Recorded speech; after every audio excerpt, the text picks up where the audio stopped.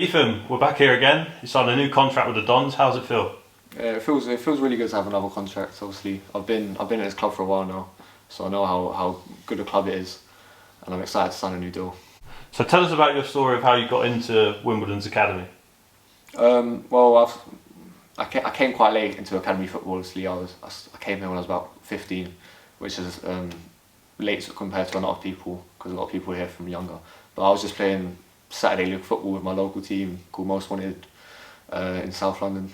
It was really nice, playing with my mates. I always enjoyed it, and it kept football enjoyable for me. Yeah, but then obviously I got there was an open trial almost kind of thing that I got sent to for Wimbledon, and I did well in that. And then I got an opportunity to play in a trial game. Then I got a trial with the team, and I got signed. So it was a long period of trying to get in, but eventually I did. And who was the coach who brought you in at Wimbledon? It was Rob and James at the time, who were both under 16 and under 18 manager. That must be nice to be working with Rob Tuvey still. Yeah, obviously it's really good to still have him about. Obviously I've known him for like 5 years now, so he knows the type of player I am. So yeah, it's good to have him around. Definitely. And then also, because you came into the academy football later than some of the people in the same squad as you, did it take you a little while to adapt to the standards that were expected, maybe? Yeah, a little, because it was obviously very different. The training changed drastically. Obviously, before I was used to training maybe only twice a week, then it was moved up to like 3 or 4. So it was a different jump, and obviously the quality and the consistency of good opponents, I would say, became a difference. And I would say it became a more pressure environment, but I feel like I dealt with it well at the time. Yeah, and have you always been a centre back? I played centre mid a bit when I was younger. I played a right back a little bit when I was before my growth spurt. So I think I could play centre mid now, but I haven't done it for a while. So yeah, and who have you sort of looked up to in the game?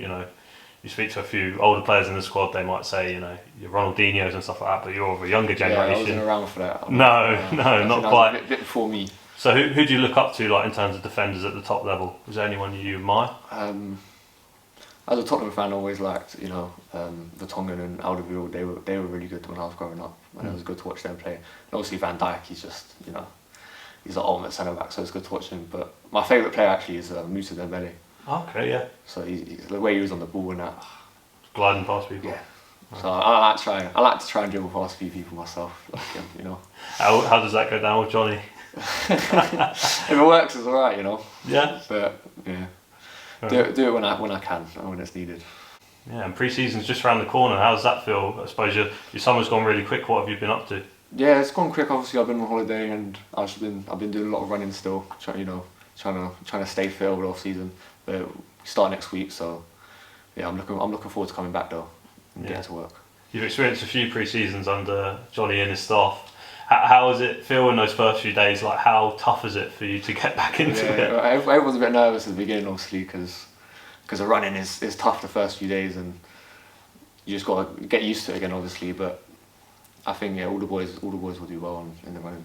Yeah, it was an eventful season for yourself last season. Obviously, you made some first team appearances here and there, and then you had that loan spell at Tonbridge Angels. How did that go for you? Really, really good experience for me. Obviously, I played a decent amount of games, I would say, and yeah, Tonbridge was a really good club to me. They took me in, they trusted me, which was the main thing, and I got loads of experience from it.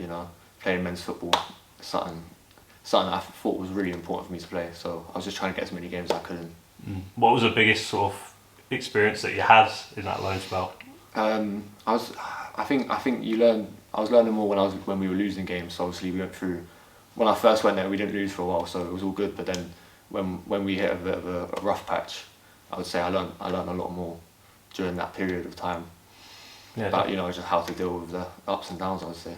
Definitely, yeah. But it's interesting. You mentioned ups and downs. Obviously, for yourself, you've had to overcome a few hurdles to get to this point. Yeah. Just tell people about those hurdles. Yeah, it hasn't been very smooth the last couple of years. I got a stress fracture, and so I was out for a while, and then I broke my leg. Then I got another stress fracture. So it it just kept getting knocked down. You know, it was like 3 injuries back to back to back. So it was really frustrating because every time I'd think I was coming back, I'd get hit with another one out for like the same amount of time. But I would like to think that's behind me now, and I can, you know, just get on with my football and hopefully maybe stronger, you know. Yeah. Who kept you going mentally during that period? It was everyone around me, you know. They just like kind of told me not to worry about it, you know.